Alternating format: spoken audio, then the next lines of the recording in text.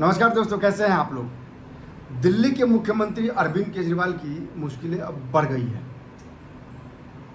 अपने शीश महल, जिसकी चर्चा सुर्खियों में रही थी, उस शीश महल को लेकर प्रारंभिक जांच करने के लिए सीबीआई ने शुरू कर दी।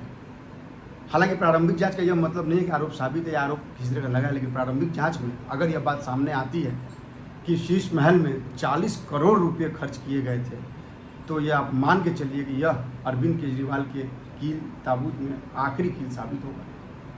क्योंकि जिस तरह से कोरोना काल में जिस समय देश एक आपदा से, विश्व आपदा से जूझ रहा था, उस समय अरविंद केजरीवाल दिल्ली के मुख्यमंत्री के घर की रेनोवेशन हो रहा था और उसमें 40 करोड़ रुपये खर्च हुए हैं। अगर यह बात साबित होती है और यह बात सच आती है तो यकीन मानिए अरविंद केजरीवाल के लिए यह बहुत बड़ा सेटबैक होगा, और होना भी चाहिए। क्योंकि जिस जनता के पैसे को, जिस टैक्स के पैसे का गलत तरह से इस्तेमाल किया गया, और आप याद कीजिए अरविंद केजरीवाल का वो व्यवहार कोरोना काल में, जिस समय वो अपने स्टेट से यहाँ के लोगों को बाहर निकाल दिया उन्होंने कोरोना काल में, यह सर्वव्यापी है, यह ऑन रिकॉर्ड है।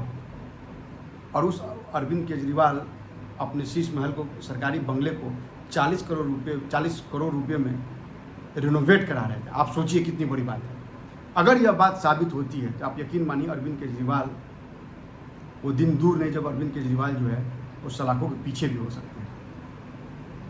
क्योंकि आप इस मामले को सबसे पहले उठाया था उपराज्यपाल ने, दिल्ली के उपराज्यपाल ने, और जब ये मामला तूल पकड़ा तो उसके बाद से एक मीडिया हाउस ने इनके खिलाफ एक स्टिंग ऑपरेशन किया। और स्टिंग ऑपरेशन में वो सारी बातें सामने आई थी कि भाई इनके मकान में, आप सोचिए इनके मकान में विदेशों से उस समय टाइल्स आए थे, पर्दे लगे थे, करोड़ों रुपए के पर्दे लगे हुए। ये जननायक, ये जनता की बात करते हैं। अगर आप याद हो, मैं 2012 की बात कर रहा हूँ, जब ये अन्ना आंदोलन की बात है, मैं उस समय वहाँ था उस प्लेस पे। मैं आपको बता रहा हूँ, ये आदमी जो मुख्यमंत्री है अभी दिल्ली का मुख्यमंत्री, मैं इसलिए आदमी कह रहा हूँ कि जो इसने हरकत की है वो वाकई शर्मनाक है। मुझे याद है ये आदमी वैगन आर कार के नीचे लेट कर जन आंदोलन करता था और कहता है कि मैं जनता का नेता हूँ। आप ये सोचिए कि अरविंद केजरीवाल अगर मुख्यमंत्री बनते, जिन्होंने कहा कि मैं सरकारी गाड़ी का इस्तेमाल नहीं करूँगा, उनके काफिले में कई गाड़ियाँ चलती हैं, उस आदमी के घर में 40 करोड़ सो रिनोवेट कराया जाता है। और वो आदमी दलील ये देता है कि भाई आप मुख्यमंत्री हैं, हम तो खर्च कर सकते हैं।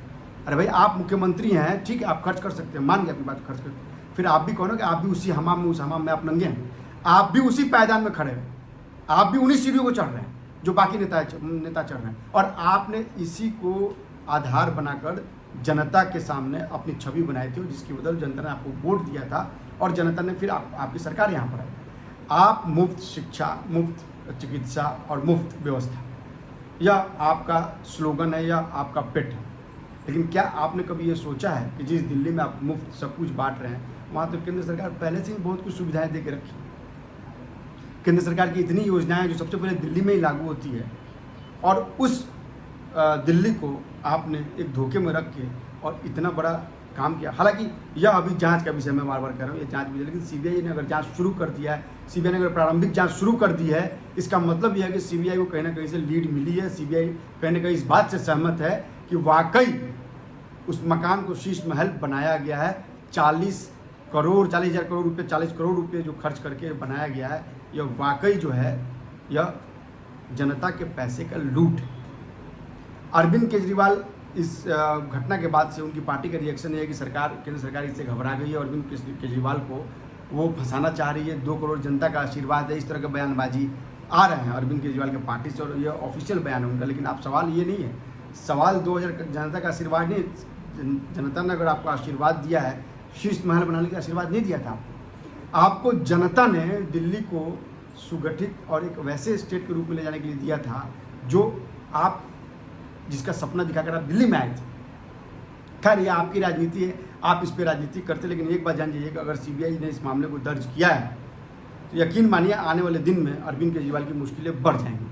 क्योंकि जिस भ्रष्टाचार का नारा देकर, चूँकि 2012 में मैं गवाह था जब ये आंदोलन करते, जिस भ्रष्टाचार का नारा देके इन्होंने सरकार अपनी बनाई, आज उसी भ्रष्टाचार में अगर ये साबित होते भ्रष्टाचार में लिप्त। हालांकि इनके कई मंत्री जो हैं वो, जैसे जैसे इनके शिक्षा मंत्री मनीष सिसोदिया, बाकी लोग जिस तरह से जेल में हैं और जिस तरह से उन पर गंभीर आरोप लगे हैं, आप यकीन मानिए अगर अरविंद केजरीवाल पे आरोप लगता है तो यह एक आई ओपनर होगा जनता के सामने। जनता को भी समझ में आएगा कि अगर आप वोट आप दे रहे हैं तो आप उस आदमी को वोट दें जो आपके विकास, जो आपके सचमुच आपके विकास के बारे में सोचें। आप हमारे वीडियो को लगातार देखिए, सब्सक्राइब कीजिए और कमेंट भी कीजिए, क्योंकि यह खबर आपसे और हमसे सबसे जुड़ी है। हम सब दिल्ली में रहते हैं और इस खबर को जानना आपके लिए बहुत जरूरी है। मैं लगातार इस खबर पे आपको अपडेट करते रहूँगा। मेरे सूत्र हर जगह मौजूद हैं, उन सोर्सेस के आधार पर मैं आपको बताऊँगा कि इसमें क्या क्या अपडेट हो रहा है। आप हमारे वीडियो को लाइक कीजिए, सब्सक्राइब कीजिए और जरूर शेयर कीजिए। नमस्कार।